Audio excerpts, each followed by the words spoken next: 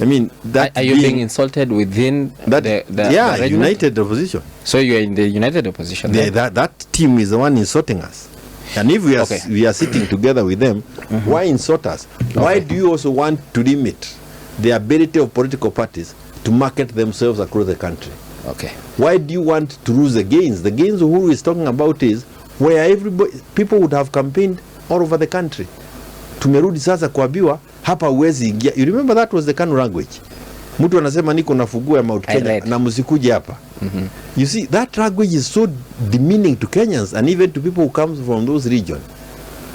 And you want to take us back to where we could not go and campaign in Kisumu, Raila could not go and campaign in Nyeri. Those are things we had overcome.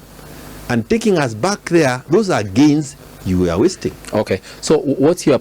Chairman, and again, by the way, it is very easy to get the country into unnecessary civil war with those kind of utterances. As we move around the country, in terms of who would they want to be their presidential candidate, after they have understood who have offered themselves. Okay. So far, the only person who has offered himself within the party is Fred Matiang'i. Dr. Fred Matiang'i. And Fred Matiang'i certainly is also the one that is causing all the havoc. His candidature is causing the havoc within the united opposition.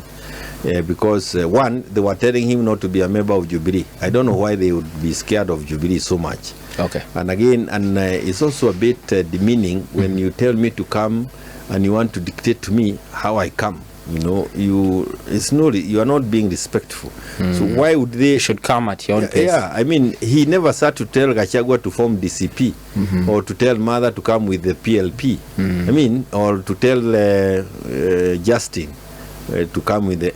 He never. And he has never challenged any of them for the platform that they use. Okay. But they have a serious problem when he says that he is going to run on Jubilee. And he'll be attending all those meetings as a member of Jubilee. And, you know, he gave them all that time to try and get used to it.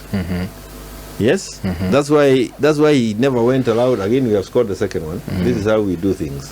Slowly. Okay. Yes, hakuna haraka. Hata hii maneno ya opposition ni pole pole. Utaona ngoja uone next year March, April pali tutakuwa sisi kama Jubilee. Inaweza kuwa offside. Utachaga. Hata kama ni offside, ujue kuna goals zingine zinaingia ukiwa offside.